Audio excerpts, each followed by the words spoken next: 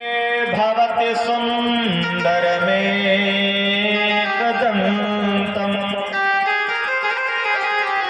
शृण्वान्त ते भूमम पादमेकम्।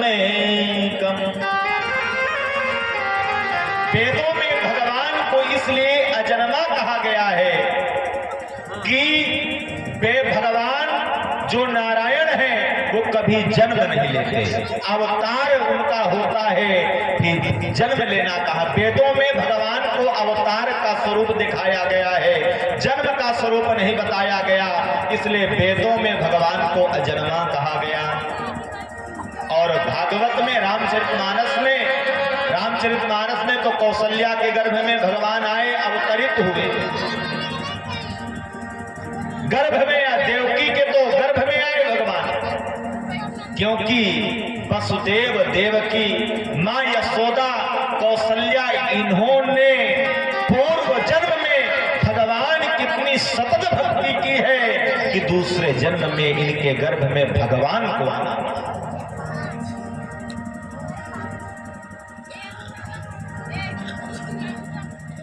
इसलिए बंधुओं वेदों में भगवान को अजन्मा कहा गया। और श्री सूत जी महाराज ने ऋषियों से कहा, हे ऋषियों, भगवान के 24 अवतार हुए, 24 अवतारों का क्रमशः अलग अलग भगवान कभी कपिल अवतार में आए, कभी शेषावतार में आए, कभी परशुराम बन करके आए, कभी राम बन करके आए, कभी कृष्ण बन करके आए।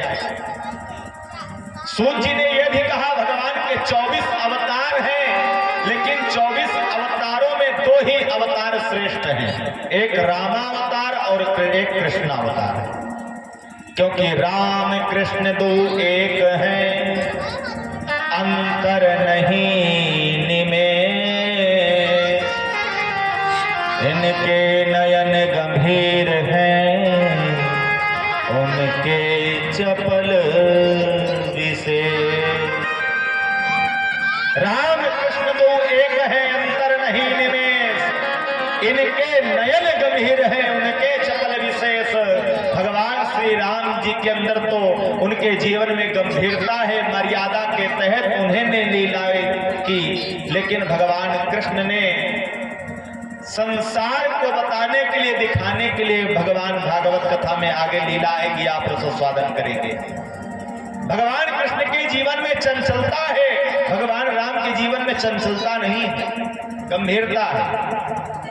भगवान श्री राम गंभीर हैं, जो भी उन्होंने लीलाएं की सब एक मर्यादा के तहत की। इसलिए लोग कहते हैं राम चरित्र को सुन करके अपने जीवन को जीना चाहिए, रामचरितमानस को सुन करके अपने परिवार को एकाग्र करके चलना चाहिए। जो राम ने किया वो करो, जो भगवान कृष्ण ने किया वो मत करो। जो कहा है गीता में उसका उपदेश सिर्फ अपने जीवन में अपनाओ। लोग कहते हैं महाराज क्या बताएं, भगवान कृष्ण ने 16,108 विवाह किए, तो क्या हमको 2 करने में भी विडंबना है क्या? बोलो राधे राधे। अरे हमने कहा भैया तुम 16,108 करो, लेकिन भगवान कृष्ण ने 5 महीने में ही ताड़कर जो है 5 पूतना का वध किया था, तुम कर सकते हो? भगवान ने अपनी कन्नी उंगली से 7 कोस के गिरिराज को उठाया है, क्या तुम उठा सकते हो? हम तो कहते हैं एक उंगली से सिर्फ आधा किलो का एक उठा के दिखाओ, हम समझ जाएंगे। इसलिए भगवान कृष्ण ने जो गीता में उपदेश दिया, जो अर्जुन को गीता के माध्यम से उपदेश दिया, आम जनमानस को दिया, उनके उपदेशों का पालन करो। कथा राम जी की है कल्याणकारी, राम जी की है कल्याणकारी, मगर ये करेगी असर धीरे धीरे, मगर ये करेगी असर धीरे धीरे। कथा राम